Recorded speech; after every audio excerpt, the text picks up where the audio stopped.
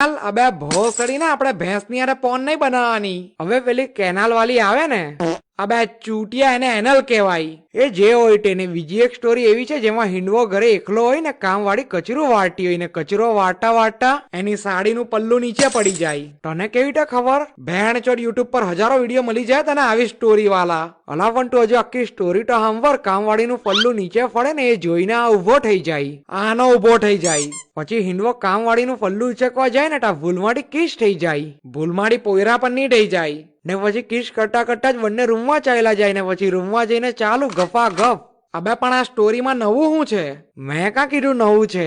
તું તો બોલ્યો સ્ટોરીમાં ડમ હોવો જોઈએ પણ આ સ્ટોરી તો બધા જ વિડીયોમાં વપરાય છે. હા તો સ્ટોરીમાં ડમ હશે તો જ બધા વિડીયોમાં વપરાતી હશે ને. માં કસમ છૂટી ચપ્પલ મારવાની ઈચ્છા થાય છે તને. પટી ગયું બંનેનું. પહેલા એ વિચારો છોકરી કાંઠી લાવું હું. માં ફાડી આ તો વિચાર્યું જ નહીં. મને તો લાગ્યું તારી પાસે છે જ પહેલાથી હટે તો જોની સિન્સ ની જગ્યાએ મારું નામ હટે. સાલા તું બીજાને સલાહ આપે છે તને પોતાને તારો હિડન ટેલેન્ટ ખબર છે? એક વસ્તુ યાદ રાખજે, જેનાથી પોતાનાથી જીવનમાં કઈ નહીં ઉખડે ને એ જ માણસ બીજાને જીવનમાં કઈ ઉખાડવાનું જ્ઞાન ચોટતો હોય. બરાબર. સાલા ઝોમેટો સ્વિગી વાળા આજકાલ કઈ વધારે પડતા જ ફ્રેન્ડલી થઈ રહેલા છે. કેમ શું થયું? અલા હવારે ઉઠે એટલે નોટિફિકેશન આવે. લોચો ખાવો છે પછી બપોરે જમવાનો ટાઈમ થાય એટલે નોટિફિકેશન આવે. જમાઈ ગયું પછી હાંજ પડે એટલે પાછી નોટિફિકેશન આવે. ડિનરમાં બિરયાની ખાવી છે?